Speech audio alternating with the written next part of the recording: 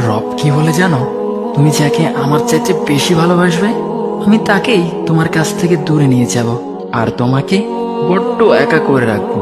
তিনি আরো বলেন, কখনো বলবে না যে তাকে ছাড়া আমি বাঁচবো না, কিন্তু আমি তোমাকে তাকে ছাড়াই বাঁচাবো। পিছনে সব আবেগ কেড়ে নিয়ে তোমাকে দিব্যি সামনে এগিয়ে নিয়ে যাব। তুমি কি দেখো নি, ঋতুরাও যে 2 মাস পর পর বদলাতে থাকে, ছায়া দেয়া গাছের পাতাও তো শুকিয়ে যায়, আর যখন সবর হারিয়ে ফেলে তখন ঝরে পড়ে। কিন্তু তোমার রব তো ধৈর্যশীল ও পরম দয়ালু। তিনি তো সেই ঝরে যাওয়া পাতার ঢাল থেকেও সবুজ পাতা গজান। তুমি কি দেখছো না তোমার স্রষ্টার এই নিদর্শন? যে মানুষটাকে তুমি নিজের জীবনের চাইতেও বেশি ভালোবাসতে, সেই মানুষটাও একদিন অচেনা হয়ে যায়, তোমার মন ভেঙে যায়, এমনকি বন্ধু শত্রুতে পরিণত হয়, আর খানিক সময় পর শত্রু বন্ধুতে পরিণত হয়। যে মানুষটাকে তুমি নিজের জীবনের অংশ ভাবতে, সে মানুষটাও প্রতারণা করে।